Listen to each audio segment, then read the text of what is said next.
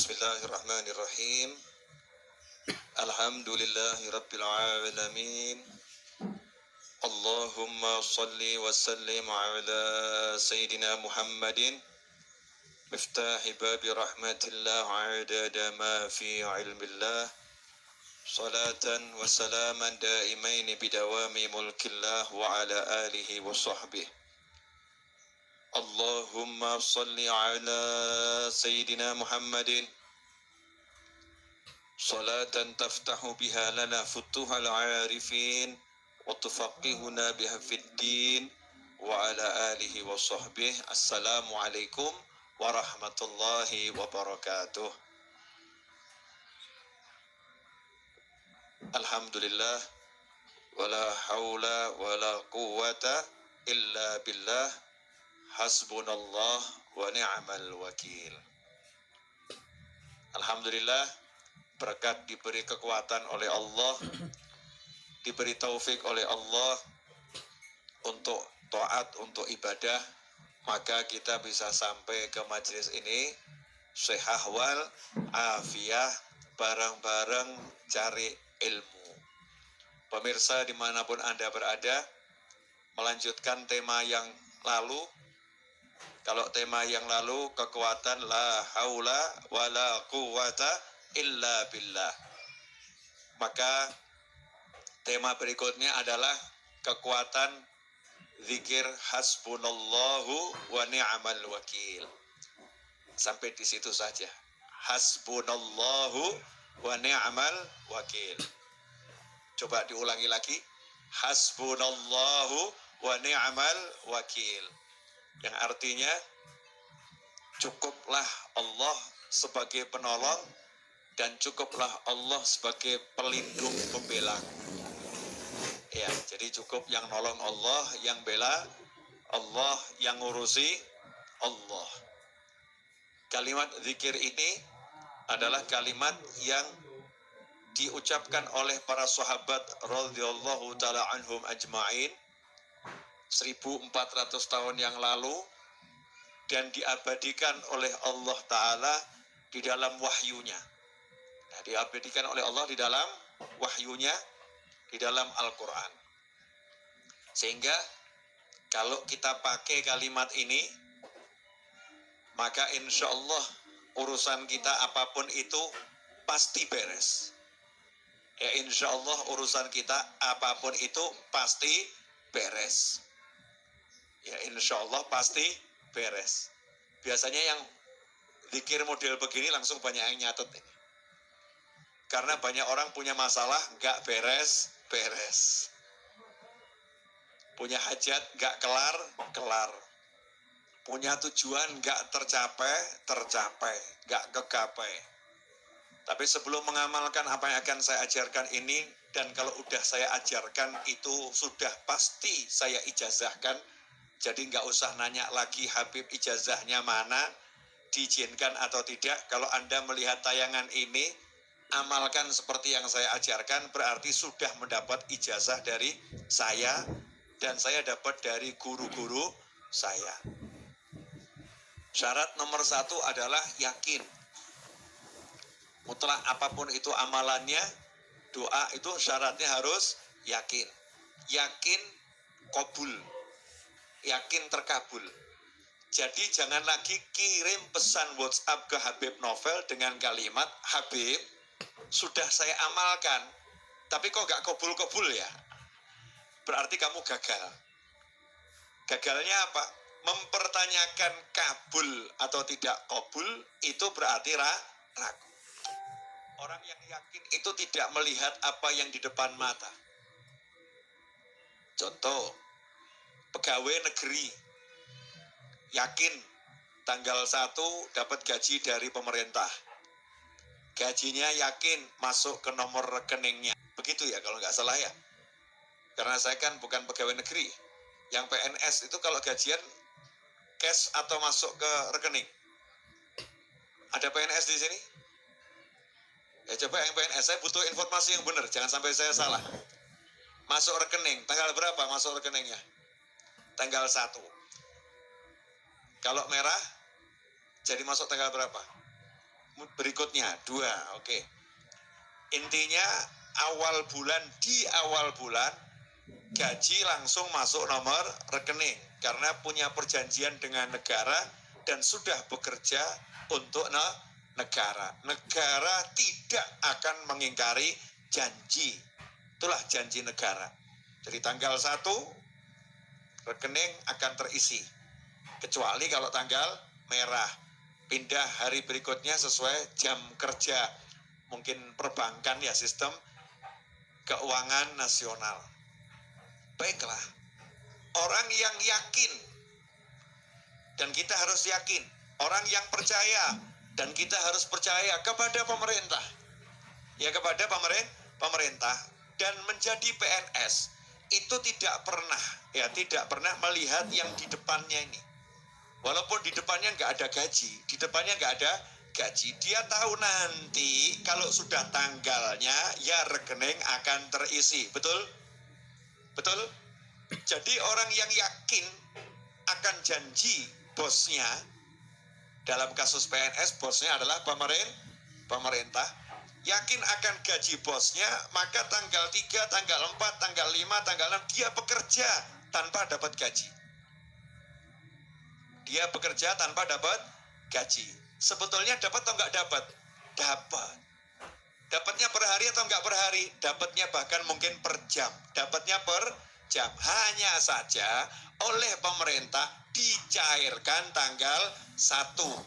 Betul begitu? Yakin tiap hari digaji, yakin awal bulan akan cair, maka PNS tidak pernah bertanya kepada orang lain dan tidak pernah bertanya kepada pemerintah, kenapa ya tanggal 7 kok belum masuk ya, tanggal 8 kok belum masuk ya, kenapa ya tanggal 10 kok belum masuk gaji saya. Ngomong sama temennya seperti itu, temennya nanya balik, lah tanggal 1 kemarin sudah masuk belum? Ya sudah, ini yang saya maksud untuk bulan depan. Kok sampai tanggal 15 belum masuk? Kata temennya, kalau stres pergi ke rumah sakit jiwa. Ya gajimu nanti bulan depan tanggal 1, ya itu akan muncul. Ini baru tanggal 5, baru gajian kamu kemarin. Ini baru tanggal 20, masih ada mungkin 10 hari atau 11 hari lagi. Jadi ya tenangkan pikirmu, bekerjalah dengan baik. Betul. Baru bekerja dengan pemerintah yang solid, pemerintah yang kuat, pemerintah yang kaya, pemerintah yang bagus, yakin dia kerja, nggak mikir hari itu walaupun pulang tangan kosong, besok pulang tangan kosong ya. Dia yakin gajinya sudah ada, disimpan. Betul begitu? Maka kalau minta sama Allah Ta'ala, yakinnya harus lebih dari itu. Walaupun sekarang mati-matian kok kelihatannya kosong, yang kita percaya bukan yang di tangan, yang kita percaya yang di sisi Allah Subhanahu wa Ta'ala. Sama Allah sudah disimpankan dan siap untuk dicairkan, sehingga kita tenang menjalani hidup nyantai, penuh nikmat, ibadahnya kenceng, amalannya tak tergoyahkan, betul-betul dijalani dengan penuh keyakinan. Ini syarat menjalankan zikir dan wirid model apapun. Kalau tidak begini, Anda gagal. Jangan salahkan kecuali diri Anda sendiri. Jelas semuanya? Jadi jangan sampai lagi kirim pesan WhatsApp atau nanya langsung ke saya atau kiai atau habib yang lain. Yai, saya udah amalkan nariyah kok nggak hasil ya? Berarti gagal. Ya, Yai, saya udah amalkan munjiah kok nggak hasil ya? Yai, saya udah ziarah kuburnya orang-orang soleh, tawasul orang soleh, kok ya toko saya masih sepi ya? Padahal saya tawasul biar toko saya laris. Yai, kenapa rezeki saya masih seret? Semua pertanyaan ini adalah pertanyaan orang-orang yang ragu. Orang yang yakin nggak pernah nanya, amal saja, nyantainya luar biasa. Habib Novel Al-Idrus, bulan Syawal yang lalu, hutang tanahnya 7,7 miliar, betul? 7,7 miliar. Dan tanahnya masih berupa pabrik. Ya, berupa apa? Pabrik. Pabriknya dibongkar, dirobohkan. Dibangun jadi asrama santri 4 lantai. Alhamdulillah, sampai hari ini hanya kurang 2,9 miliar. Artinya hampir 5 miliar sudah terbayarkan. Dan alhamdulillah Pak Novel tenang-tenang saja, nyantai-nyantai saja. Kenapa? Yakin pasti lunas, insya Allah cepat, gak pakai repot, gak pakai masalah. Yang penting bergerak terus bergerak, terus berusaha, terus berjuang, dan jangan berkeluh kesah kepada siapapun. Jalankan tugasmu, nyantai saja, beres-beres. Asik atau gak asik? Oh, yang utangnya segitu aja tenang kok. Lah kamu utang cuman segitu kok pusing. Mesti setan sore hari ini membisikkan kalimat saktinya. Iya Bib, itu kan Habib Novel. Kalau saya siapa? Habib kan temennya banyak. Iya, pikirnya kenceng. Padahal saya nggak sekenceng jenengan. Jenengan kencengnya luar biasa. Karena jenengan kenceng, maka saya kendor-kendor saja. Ya kencengnya luar biasa. Nggak seperti Habib Novel, temennya banyak, bla bla bla bla bla. Itu semua syaitan. Itu setan. Jangan bersandar pada teman. Saya pun nggak pernah, insya Allah nggak mau.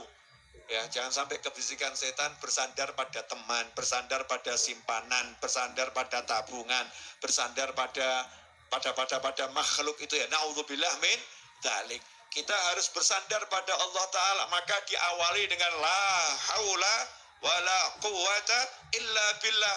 Tiap hari minum vitamin itu 100 kali. La haula wala quwata illa billah. Nah, kalau punya hajat, lanjut hasbunallahu wa ni'mal wakil. Aku nggak mau bersandar bergantung pada gajian, pada perencanaan, pada keahlian, pada kendaraan, pada kemampuan, pada simpanan harta, tabungan, pada kawan-kawan, pada aset. Cukuplah Allah sebagai penolong dan pelindungku. Yang lain tidak aku anggap. Meskipun semuanya dihargai, teman ya dihargai, kawan baik dihargai, tapi nggak ada yang dijadikan sandaran dalam hati. Sandarannya hanya hasbunallahu wa ni'mal wakil. Di dalam Al-Quran, surat Al-Imran ayat 173. Ayat 173. Di situ diceritakan, alladzina qala lahumun nasu innan nasa qad jama'u lakum fakhshawhum fazadahum imana wa qalu hasbunallahu wa ni'mal wakil. Al-Imran ayat 173. Kalau dibaca terjemahannya, yaitu orang-orang yang mata saya udah mulai nggak kelihatan saudara-saudara. Tulisannya kecil-kecil. Saya kalau pakai kacamata takut kelihatan tambah ganteng, repot nanti. Alias konangan tambah tuwek gitu kan ya. Ayat 173, yaitu orang-orang yang mentaati Allah dan Rasul, yang ketika ada orang-orang mengatakan kepadanya, orang-orang Quraisy telah mengumpulkan pasukan untuk menyerang kalian, karena itu takutlah kalian kepada mereka. Ternyata ucapan itu menambah kuat iman mereka, dan mereka menjawab, cukuplah Allah menjadi penolong bagi kami, dan dia sebaik-baik pelindung. Hasbunallahu wa ni'mal wakil. Ini kisah ayat 173 Al-Imran tuh.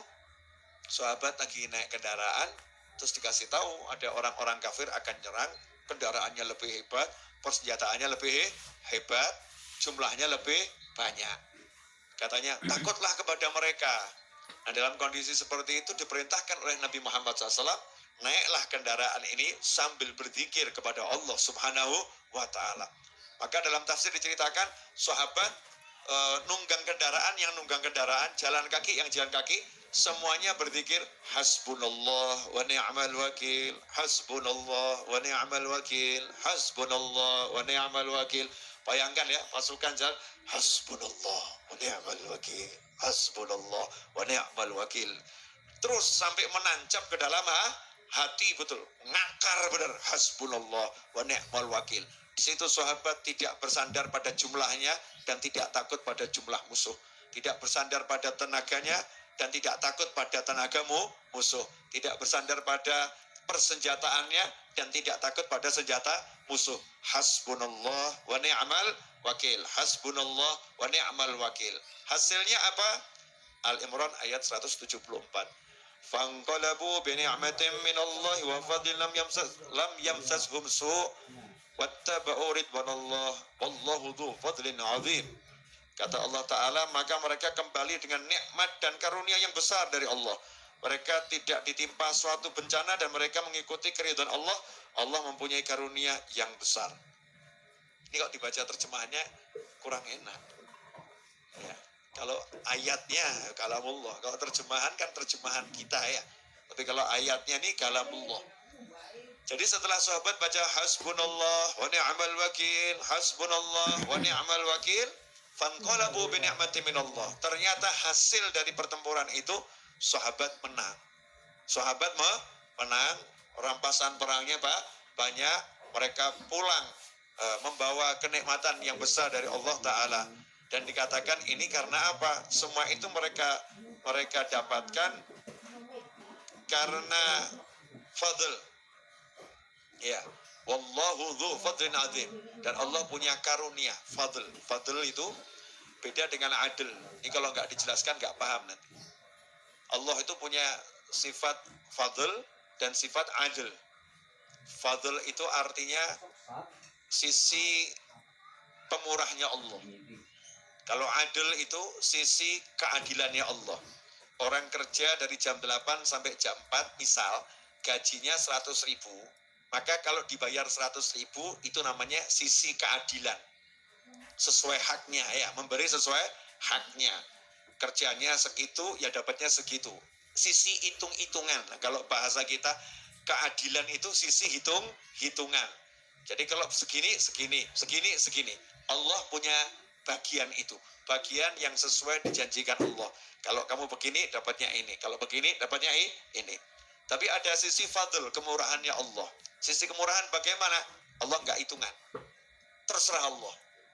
Kerjanya 1 jam, dipanggil sama bosnya. Kebetulan bosnya lagi seneng hatinya. Mungkin bosnya baru dapat berita, dapat anak. Ya dapat anak. Seneng gitu ya. Seperti ceritanya Abu Lahab itu ya. Abu Lahab dapat berita bahwasanya Nabi Muhammad SAW lahir. Ponakannya lahir laki-laki.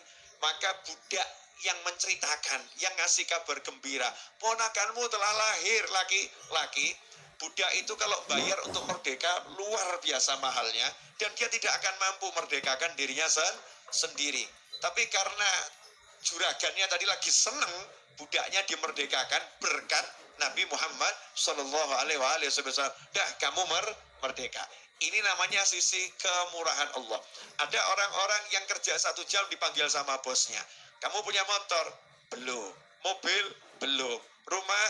Belum. Saya lagi seneng. Nih 500 juta buat kamu. Masya Allah. Yang lain meri. Loh, dia kerja 1 jam kok dapat 500 juta. Saya udah 3 tahun nggak sampai 100 juta. Dijawab sama bosnya, lah gajimu tiap bulan saya bayar enggak? Dibayar. Tunjanganmu saya kasih enggak? Dikasih. Ya udah, aku lagi pengen ngasih dia kok kamu ruwet. Nah ini namanya sisi fadl. Ini sisi kemurahan. Sahabat tadi kalau dihitung pakai hitung-hitungan, gak mungkin menang. Jumlah pasukan sedikit, persenjataan seadanya, kendaraan terbatas ya. Dan itu dadaan gitu. Ya itu dadaan, gak ada persiapan. Kalau pakai hitung-hitungan kalah. Hitung-hitungan kalah. Tapi Allah punya sisi kemurahan. Sisi kemurahan. Sisi kemurahan Allah ini muncul karena sahabat juga meninggalkan hitung-hitungan. Hitung-hitungannya ditinggalkan. Bukan gak ngitung ya. Bukan gak ngitung. Tapi ditinggalkan dalam arti gak jadi sandaran, gak jadi pegangan. Yang dijadikan pegangan setelah ngitung semuanya, hasbunallahu wa ni'mal wakil. Hasbunallahu wa ni'mal wakil. Dari sinilah ulama mengajarkan. Nah, ini yang mahal di sini. Ini zikir dari Al-Quran. Zikir dari Al-Quran. Ada yang punya hajat enggak ini? Pemirsa jawab, ada. Wah. Ada yang bilang, banyak. Gampang. Habis sholat isya, ya, malam hari, hening, anak tidur, suami sudah ditidurkan, ya. Biar gak ganggu maksudnya. Kalau ibu-ibu kan gitu ya. Mas, saya nanti mau zikir. Perlu nasi goreng sekarang. Ya, mie ayam sekarang. Mie ayam malam-malam gimana Bu ya? Perlu buatkan kopi, teh, susu, madu sekarang ya. Kalau memang butuhnya nanti ngomong jam berapa. Karena saya ini mau zikir butuh waktu kurang lebih setengah jam. Saya nggak mau diganggu. Untuk apa, Bu? Mewujudkan hajatmu. Hajat yang mana?